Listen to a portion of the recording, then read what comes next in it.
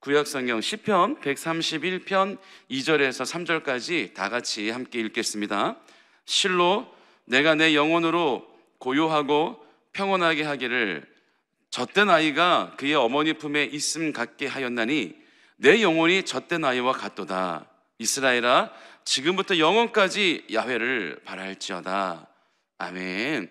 오늘 성경 말씀을 보니까 다윗이 하고 있는 찬송시인데요, 뭔가 이 어린 나이에 비유해서 하나님 앞에 거하는 것이 제일 안전하고 평온하다라는 뜻을 얘기하고 있어요. 여러분, 아이가 태어나면 이 병원에서 아이가 출산을 하면 한동안 한 2주 정도 이제 병원에 있게 되는 경우도 있죠.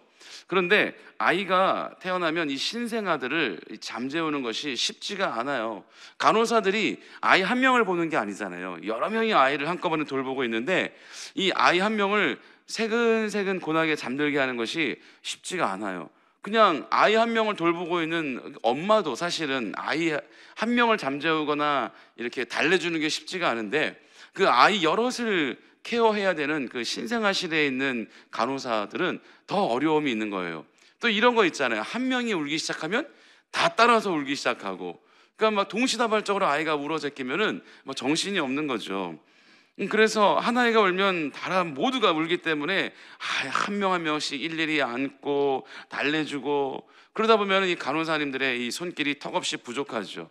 그래서 아기를 어떻게 하면 편하게 잠재울 수 있을까 하는 방법이 여러 가지가 이 연구가 돼요. 보면은 모태에서부터 듣던, 우리가 왜 태교한다고 뭐 클래식 틀어놓고 또 여러 가지 좋은 말들 틀어놓고 뭐 그러잖아요. 그런데 이 모태에서부터 듣던 제일 좋은 게 뭐냐? 엄마의 그 심장 소리. 엄마의 심장 소리를 녹음해서 들려주는 것이 가장 효과적이라는 그 실험 결과가 나왔다는 겁니다. 여러 음악도 아니라는 거예요. 모차르트, 슈베르트, 베토벤 같은 이런 좋은 선율 좋은 클래식 음악을 들려주는 것도 아니고, 요즘에 이 백색 소음이라고 그래가지고요, 좀 우리가 듣기에는 소음같이 시끄러운 약간 사는 건데, 이 아이들은 그거를 들으면 또 이게 평안해진다고 그래가지고 왜 엄마 뱃속에서 그런 소리가 난대요. 엄마 뱃속에 있으면 사는 그런 소리가 계속 난다는 거죠. 그러니까 이 태아가 뱃속에 있었을 때 들었던 소리가 제일 비슷한 소리이기 때문에 그 백색 소음이라는 걸 들려준다 그래요. 근데 저희 아이가 어렸을 때 한번 실험해 봤거든요. 아무 소용 없더라고요.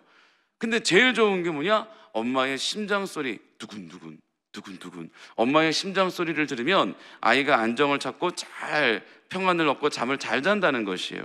그래서 이 엄마의 심장 소리를 듣는 아기들이 잠을 잘 잘 수 있을 뿐만이 아니라 어떤 도구나 어떤 장난감, 그리고 엄마와 떨어져 있는 아기의 그 불안감과 그 두려움을 해소할 수가 있다라는 연구 결과가 나왔다는 거예요. 그래서 요즘에는 이 엄마의 심장 소리를 녹음을 해서 들려주면 마치 아이가 엄마의 품 안에 안겨 있는 것처럼 느껴지기 때문에 아기가 마음의 평안을, 안정을 찾을 수가 있다라는 연구 결과예요. 아기에겐 엄마의 품이 제일 최고의 평안이고 행복이다라는 것이죠. 여러분, 실제로 그런 것이, 저희 아이가 이제 6살, 그러니까 이제부터 만 나이로 세기 때문에 1살 줄어서 5살인데 아내의 고집으로 인하여 저희는 조산원에서 아이를 낳았어요. 조산원이 뭐냐면 이 진짜 옛날 방식으로 그런 어떤 온전히 막 통증 다 겪어가면서 참아가면서 이 악물고 입에 막 행주 물어가면서 그냥 자연스럽게 아이 낳는 거예요, 방 안에서.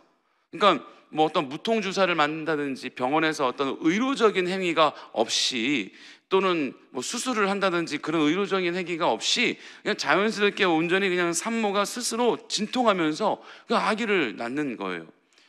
제가 생각할 때는 잘 모르니까 의료 어떤 그런 행위가 들어가는 것도 없고 약물이 들어가는 것도 없는데 그냥 자기 혼자 온전히 진통을 해서 아이를 혼자 낳는 것인데 비용이 굉장히 비싼 거예요.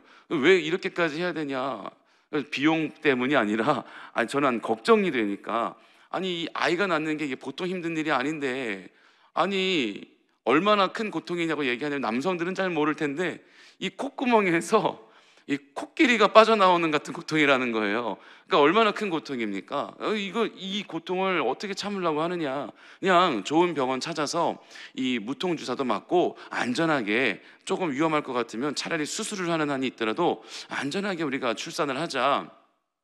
근데 그게 싫다는 거예요. 그러니까 병원에서 그 아이를 낳는 것이 아주 거룩하고 정말 하나님의 이 인간의 창조의 섭리의 하나인데 내가 환자 취급받는 것 같다 싫다는 거죠. 병원에 들어가면. 그래서 자기는 온전히 힘들더라도 한번 해보고 싶대요. 그래서 뭐 알았다고. 이제 굉장히 심한 극심한 고통, 그 진통 과정이 있었죠. 옆에서 보기가 너무 힘들었어요. 옆에 둘라라고 하는 이 출산을 돕는 마치 산파처럼 둘라라고 하는 그런 여성분이 계셔서 계속 거기서 지도를 해줘. 뭐 숨을 어떻게 쉬어라, 힘을 어떻게 주어라, 그리고 자세를 지금 어떻게 해야 된다. 옆에서 지도는 계속 해주는데 말밖에 할 수 있는 일은 없는 거예요.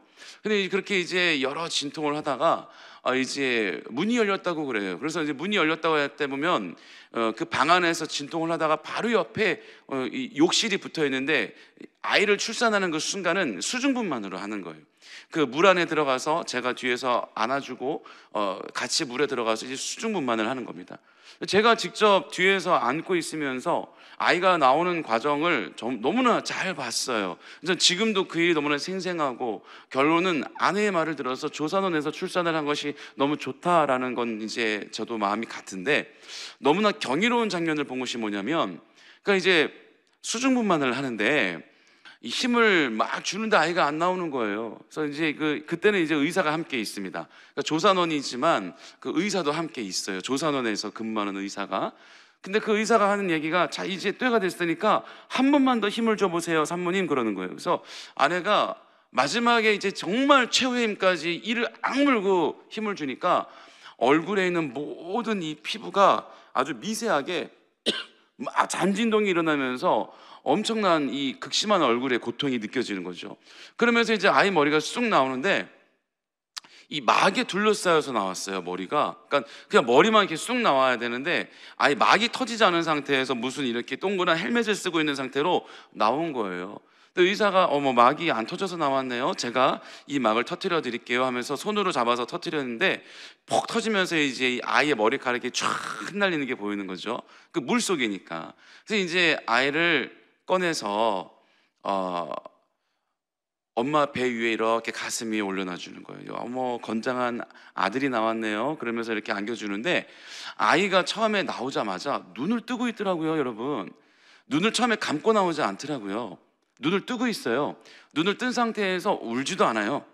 얌전하게 그냥 새근새근 얌전하게 있는 모습으로 나와서 저와 눈이 마주쳤어요. 그런데 물론 그 아이는 눈은 뜨고 있지만 아직은 시력이 완전히 열리지 않은 상태라 그래요. 그래서 눈은 뜨고 저는 보고 있지만 보이지는 않는다 그러더라고요. 그래서 제 아내의 가슴 위에 이렇게 올려져 있는데 안 우는 거예요. 그래서 제가 물었어요. 왜 저희 아이가 안 울죠? 보통 보면 아이가 태어나면은 응애 응애 우는데 왜 안 울죠? 아버님, 원래 아이는 태어날 때 울지 않아요.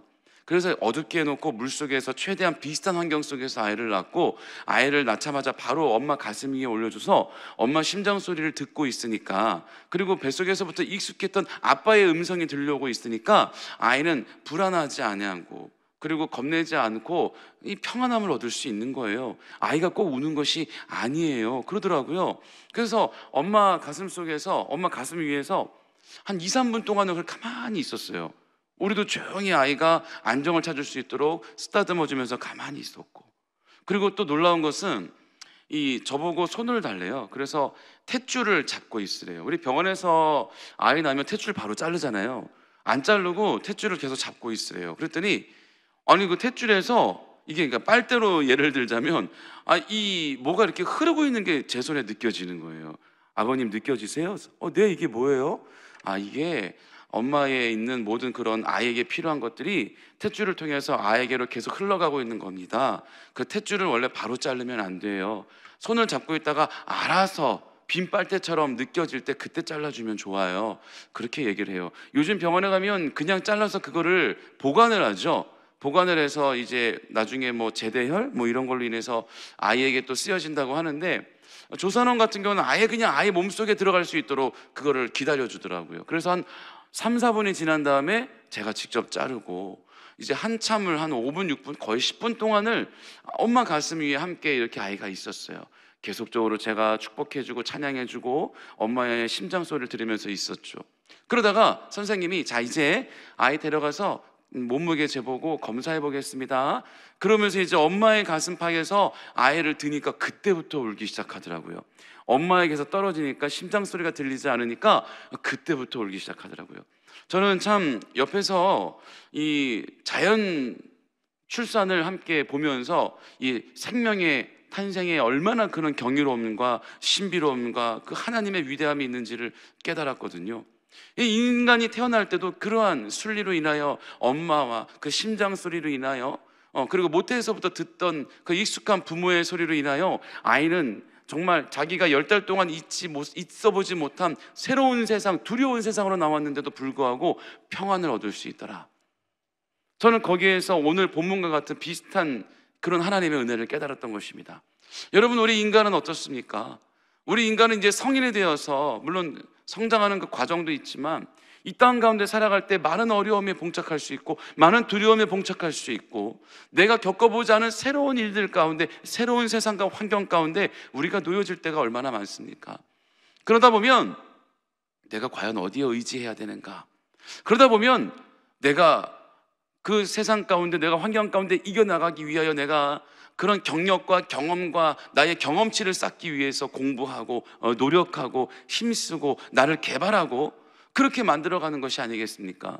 여러분, 우리가 열심히 공부하고 좋은 대학 들어가는 것이 왜 그렇습니까? 좋은 데 취직하고 좋은 환경 가운데 내가 이 세상에 나아가 승리하면서 내가 내 꿈을 이뤄나가면서 행복하게 살기 위함이 아닙니까? 그러니까 나의 백그라운드를 만드는 거예요. 나 혼자 있으면 내가 두려우니까 내가 염려가 되고 내가 흔들릴까 봐 든든한 나의 백그라운드, 나의 경력을 만들고 나의 능력을 만드는 것이죠. 그것이 세상에서 얻어지는 경력과 능력도 물론 중요하지만 우리는 영적인 세상을 살고 있는 존재들이 아닙니까?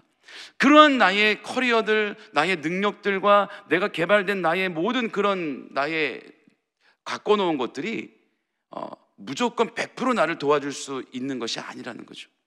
여러분, 그런 많은 어려움 가운데 우리가 봉착했을 때 내가 힘들어서 여기까지 쌓아 올라온 그런 탑들이 다 무너져 내릴 때 여러분, 인생은요, 전도서 말씀해 보면 사람은 누구나 한번 태어나서 살아가는 동안 행복할 때가 있고 불행할 때가 있다고 말하잖아요. 기쁠 때가 있으면 슬플 때가 있다고 말하잖아요. 웃을 때가 있으면 울 때가 있다고 말하는 것입니다. 인생은 누구나 한번 태어나면 마냥 행복하게만 평생 살 수 있는 것이 아니라는 거예요. 그렇다고 해서 마냥 불행하게만 평생을 살아가는 것이 아니라는 겁니다. 인생을 행복하게 살 때는 괜찮아요. 그런데 불행이 찾아왔을 때, 연단이 찾아오고 고난이 찾아왔을 때 그것이 내가 쌓아놓은 나의 능력과 경력으로만 해결될 수 있는 일이 아니라는 것이죠. 여러분, 저도 예전에 사업을 할 때 돈을 많이 벌었다 그랬잖아요. 이제 몇 번 얘기해서 아시죠? 정말 젊은 나이에 20대 중반 후반 때에 정말 그 나이대에 제 또래가 벌 수 없는 많은 돈을 벌었었습니다. 그렇다고 해서 제가 교만하거나 뭐 그런 기고만장하거나 그러진 않았는데 제 안에 자존감이 충만했던 것이죠. 어떤 것이든 내 힘으로 다 할 수 있다, 어려운 것 하나도 없다, 내가 할 수 있다 라는 그런 마음으로 충만했던 것입니다. 그러니까 주님께 의지하고 주님께서 내가 이렇게 사는 것도 주님께서 해주시는 거다라는 것을 그때는 미처 깨닫지 못했던 시절인 거예요. 그러다가 저에게도 어려움이 찾아오고 고난이 찾아왔을 때 이겨나갈 수가 없어요. 하나님께 의지하고 하나님 안에서 그 품 안에서 내가 항상 안정적으로 살아갔다면, 훈련이 되었다면 이럴 때일수록 내가 주님을 찾고 내가 주님 품 안에 거하며 내가 이 모든 것들을 해결하고 아둥바둥하지 아니하고 주님께 맡기면 된다는 것을 그때는 알지 못했던 시절입니다. 그러니까 내가 어떻게든 해결해 보려고 노력하다가 보면 점점 그 늪으로 빠져들어가는 거예요. 여러분, 우리가 걸어가다가 사막지대나 늪지대 걸어가다가 그 늪에 빠지면요, 우리가 가만히 있으면 그나마 조금씩 가라앉는데 내가 아둥바둥 혼자 나와보려고 막 몸부림을 치면 칠수록 더 빠른 속도로 빠져들어가는 것 아시죠? 그럴 때 거기선 내 스스로 나올 수 있는 것이 아니죠. 옆에 지나가는 사람이 긴 장대나 다른 도구로 꺼내줘야만 나는 나갈 수 있는 것입니다. 여러분, 인생에 살면서 그 늪에 빠질 때에도 아무리 내가 높은 지위를 갖고 있고 많은 공부에 학식으로 내가 다져져 있다 할지라도요, 내 혼자 이겨나갈 수가 없는 것입니다. 애초에 내가 이겨나갈 수 있었다면 그렇게 늪에 빠지지도 않겠죠. 그렇다면 진짜 늪에서 빠졌을 때 옆에 있는 사람 도움을 빠져나갈 수 있는 것처럼 우리가 내 주변에 있는 나의 동료들과 나의 가족들과 내가 사람을 의지하면 또 내가 그 어려움에서 이겨나갈 수 있을까요? 그렇지 않아요. 사람은 하나님께서 우리에게 연단과 고난과 환난을 주실 때는 우리가 마땅히 이겨나갈 수 있는 고난을 허락하여 주시지만, 우리가 이겨나갈 수 있는 그 고난이란 뜻에는 내가 내 힘 또는 내 옆에 있는 사람을 의지해서, 그러니까 이 세상에 존재하는 것을 인하여 내가 이겨나갈 수 있다는 걸 얘기하는 것이 아닙니다. 우리가 인생을 살면서 고난을 이겨나갈 수 있는 그 정도까지만 하나님께서 우리에게 허락하신다는 뜻. 마지막에 그 보루가 뭐예요? 이 세상에는 모든 것들로 다 동원해도 안 되고 사람 동원해도 안 되지만 마지막에 무슨 일이든 만병통치약처럼 다 이겨나가고 해결할 수 있는 그 방법이 있는데, 그게 뭐냐? 바로 하나님께 의지하는 것이죠. 하나님께 모든 걸 맡겨버리는 것이죠. 이것은 우리 모두가 예수 믿는 사람들이라면 당연히 알고 있어야 되는 거고, 기본 우리 신앙의 바탕에 깔려져 있어야 되는 거기 때문에 하나님께서는 너희가 감당할 수 있는 시험만 허락하신다라는 말을 하실 때, 너희가 감당할 수 있는 그 힘이 뭐냐? 바로 나 아니냐? 너희들 그거 알고 있지 않느냐? 바로 그런 뜻이 내포되어 있는 것이죠. 그러니까 그 비밀을 모두가 알고 있기 때문에 우리가 감당할 수 있는 거예요. 하나님, 아멘. 이번에 나에게 닥쳐온 환난도 이제껏 그랬던 것처럼 주님께서 나와 함께 하시고 내가 주님 품 안에 거하며 내가 참 평안을 얻고 있으니 이번에 나에게 온 연단도 내가 능히 마땅히 이겨낼 줄 믿습니다. 감당해 나가는 거예요. 감당할 수 없다라는 것은, 이겨나갈 수 없다라는 것은 하나님이라는 그 만병통치약도 모르는 사람들의 얘기인 것이죠. 여러분, 우리가 주님 품 안에 거할 때 내가 세상에 나 혼자 버려진 것 같지만 그렇지 않죠. 보이지 않고 들리지 않지만 우리 주님께서는 항상 우리와 함께 하시고 우리를 지켜주시고, 눈에 보이지 않고 들리지 않지만 우리의 모든 신음까지도, 너무 힘들어서 하는 그 작은 신음까지도 주님은 들으시고 우리의 삶을 인도해 가신다는 거예요. 제가 고등학교 1학년 때 처음 방언받았고 성령 받았을 때 제 스스로 제가 의지하여 제 의지에 의해 주님 앞에 간절히 기도할 때 첫 주의 음성을 들을 때가 있었습니다. 그럴 때 주님께서 제게 뭐라고 말씀하셨냐면, 사랑하는 아들아, 내가 너의 뒤에서 항상 너를 지켜주었는데. 그러니까 제가 그냥 무늬만 크리스찬으로 이때까지 살아올 때 그때를 얘기하시는 것이죠. 성령 받고 인격적인 주님 만나기 전에 내가 그렇게 너의 뒤에 너를 쫓아다니며 내가 너를 지켜주었는데 너는 나를 한 번도 돌아보지 않더구나. 그런 말씀을 하세요. 제가 얼마나 눈물을 흘리며 얼마나 주님 앞에 회개했는지 모릅니다. 아니, 제 눈앞에 보였더라면, 귀에 들렸더라면 누가 못 믿겠습니까? 갑자기 제가 막 길을 걸어가고 있는데, 아니면 막 술집에서 막 술을 먹고 있는데 재범아, 나는 하나님이다, 그런 음성이 들려온다면 깜짝 놀라서 하나님 그랬을 텐데, 보이지도 않고 들리지도 않고 제 뒤에서 저를 항상 지켜준 줄 누가 알았습니까? 그런데 주님은 인격적으로 우리가 주님 만남이 있기도 전부터 주님은 우리를 택정하시고 알기 때문에, 저 자녀는 앞으로 나의 자녀가 될 아이다, 나와 인격적인 만남을 가자, 나의 일을 할 자녀이다 라는 것을 주님은 미리 아시기 때문에 저는 주님을 인격적으로 인정하기도 전부터 우리와 함께 하시고 지켜주시고 보호하고 계셨더라 이겁니다. 그래 생각해보고 깨달아보고 뒤돌아보니 제가 그 어려운 순간 제가 크게 다쳐서 정말 생명을 잃을 뻔한 적도 있었고요, 여러 가지 어려운 시험과 환난에 빠진 적도 있었는데 그때마다 제가 벗어나게 되고 그거를 뛰어넘은 그 과정들을 생각해보니 저는 그때 정말 운이 좋았다라고 생각했지만 하나님께서 지켜주신 거였구나 라는 것을 깨닫게 되는 거죠. 아마 여러분들도 다 그런 경험들이 있으실 겁니다. 그러니까 우리가 하나님 품 안에 거하는 것이 제일 안전한 길인 겁니다.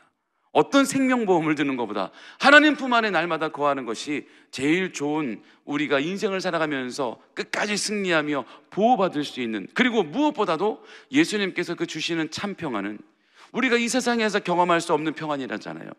내가 아무리 좋은 소파에 앉아 있어도, 내가 아무리 좋은 목욕탕에서 깨우르게 샤워를 해도, 내가 아무리 실력 있는 그런 마사지사한테 내가 마사지를 받아도 주님만이 나에게 주시는 그 참평안에 비교할 수 없다라는 겁니다. 그 참평안이 우리 안에 있으면 어떤 어려움이 온다 할지라도 그 어려움이 우리를 정복할 수 없는 거예요. 어떤 어려움이 우리를 공격한다 해도 우리는 마음에 항상 잠잠한 평안이 있는 것입니다. 항상 그 평정을 유지할 수 있는 것입니다. 제가 한번 얘기한 적이 있는데요, 저는 이 평안이라는 주제에 나올 때마다 항상 그 얘기를 떠올립니다. 제 스스로도. 그만큼 저에게 아주 은혜가 되는 그런 이 그림들인 거죠. 그림이 두 가지가 있어요. 제가 한번 말씀드린 적이 있습니다. 그림이 두 가지가 있는데 이 두 가지 그림의 제목이 똑같아요. 평온이라는 제목입니다. 한 그림은 잔잔한, 누가 봐도 정말 평온해 보이는 호숫가에 하얀 백조 한 마리가 유유히 헤엄을 치고 있고, 또 한 그림은 껌껌한 칠흑같이 어두운 밤에 막 비바람이 몰아치는 해안 절벽가에, 절벽 중간에 어미새가 덜덜덜덜 떨고 있는데 그 안에 아기새가 새근새근 엄마 품 안에서 잠자고 있는 그림이 두 가지가 있는데, 이 두 가지가 다 평온이라는 거예요. 누가 봐도 잔잔한 호수의 백조가 평온이 맞는 것 같아요.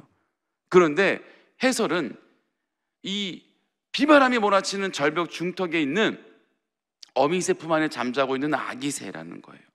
왜 그런가 그 설명을 봤더니, 백조가 우리 눈에 보일 때는 평온한 호수에서 잔잔하게 떠 있는 것 같지만, 그렇게 물에 떠 있기 위해서 물속에서는 쉴 새 없이 고생하며 이 물칼키 발을 헤엄을 쳐야만 백조가 떠 있을 수 있다라는 거예요. 그러니까 얼마나 고되고 힘드냐라는 거죠. 그런데 반면에 옆에 있는 이 아기새는 비록 환경은 비바람이 몰아치고 칠흑같이 어두운 밤에 너무나도 공포스러운 그 분위기가 연출되고 있지만, 아기새가 엄마 품 안에서 있기 때문에, 그 따뜻한 엄마 품 안에 엄마의 심장 소리를 들으며 안정을 찾고 있기 때문에 평안하게 잠을 잘 수 있다. 그 새는 백조처럼 헤엄을 치려고 지금 고생하고 있지도 않고 아주 편안하게 잠을 자고 있다는 거죠. 물론 어미새는 덜덜덜덜 떨면서 그 비바람을 맞아내고 있지만, 그 아이를 평온하게 지키기 위하여, 그 덕에 아이는 날개만 거치면 바로 비바람이 쏟아지는데 바로 그 안에서 날개를 덮고 품 안에서 아주 안전하게 평온하게 잠을 자고 있다. 그렇기 때문에 그 아기새가 진정한 평온이다라는 것이죠. 아주 큰 깨달음이 있는 것입니다. 주님도 우리에게 수도 없이 날아드는 그 고난의 화살과 그 공격의 화살을 주님께서 이미 담당하신 그 승리로 말미암아, 그 십자가의 보혈의 능력으로 말미암아 우리를 지켜주고 계시는 겁니다. 주님께서 대신 우리의 모든 비난과 화살을 다 맞아주셨고, 우리는 그 주님 품 안에 있으므로 우리는 참 안식과 평온을 얻는 우리 모두가 되는 줄 믿습니다. 오늘 본문에서도 다윗은 젖된 아이가 그의 어머니의 품이 있음같이 라고 얘기하고 있는 거예요. 자기 영혼이 고요하고 평온하다 고백하고 있는 것입니다. 다윗은 그런 고백을 할 수 있는 처지가 아니잖아요. 계속 쫓기고 있는 환경이었고 단 하루도 평안한 날이 없었던 것이죠. 그런데 나의 영이 내가 젖된 아이같이 엄마 품 안에 그렇게 평온하게 있는 것처럼 내가 하나님 품 안에서 평안함을 얻을 수 있다는 걸 얘기하는 것이죠. 오직 하나님의 품 안에서만이 참된 평안을 얻을 수 있다는 거예요. 우리가 세상에 대한 욕심이나 그런 애착을 버리고 우리가 하나님께 나가야 돼요. 그럴 때 근심과 걱정을 떨쳐낼 수 있고, 우리가 하나님만 바라볼 때 하나님 품 안에 거하게 하시며 놀라운 평온이 저와 여러분 가운데 충만하게 임할 줄 믿습니다. 우리 함께 기도하시겠습니다. 사랑의 하나님 아버지, 감사합니다. 하나님, 오늘도 우리 삶 가운데 우리가 여러 가지 어려움이 우리 삶을 찾아오지만, 그럴 때마다 우리가 내 힘대로 이겨내보려고 하는 것이 아니라 주님께 모든 걸 맡기며 주님의 품 안에 거하며 오직 주님께서 우리를 보호하여 주시고 평안을 주시는 그 은혜 가운데 거하기를 원합니다. 하나님, 오늘도 우리가 주님 품 안에 거하여 참 평안을 얻을 줄 믿사오니 아버지께서 우리와 함께하여 주시고 능력의 팔로 붙잡아 주시고, 오늘도 우리가 가는 곳곳마다 놀라운 하나님의 나라가 임하는 역사가 있게 하여 주시옵소서. 우리의 모든 기도와 간구가 응답되게 하여 주시고, 오늘도 감사로 주님 앞에 예물 드리는 손길이 있으니까 하나님 그 예물을 기뻐 받아 주옵시고 30배, 60배, 100배의 열매로 충만하게 채워 주시옵소서. 감사드리며 예수님의 이름으로 축복하며 기도드립니다. 아멘. 하늘에 계신 우리 아버지여, 이름이 거룩히 여김을 받으시오며 나라가 임하시오며 뜻이 하늘에서 이루어진 것 같이 땅에서도 이루어지이다. 오늘 우리에게 일용할 양식을 주시옵고, 우리가 우리에게 죄 지은 자를 사하여 준 것 같이 우리 죄를 사하여 주시옵고, 우리를 시험에 들게 하지 마시옵고 다만 악에서 구하시옵소서. 나라와 권세와 영광이 아버지께 영원히 있사옵나이다. 아멘. 이제 함께 기도하는 시간입니다. 우리 나라와 민족을 위해서 함께 기도해 주시고요. 그리고 우리 여의도 순복음교회와 우리 이영원 대표 총회장님을 위해서 기도해 주시고, 오늘 또 우리 여의도 순복음 분당교회 그리고 우리 황선우 담임 목사님의 건강과 사역을 위해서 기도해 주시고, 또 우리 교회가 파송한 선교사님들 위해서도 함께 기도해 주시고, 오늘 여러분들의 모든 기도 제목들이 오늘 응답될 줄 믿고 우리가 선포하며 기도해 주시기 바랍니다. 다 같이 우리 주여 삼창하시며 함께 기도하겠습니다. 주여, 주여, 주여.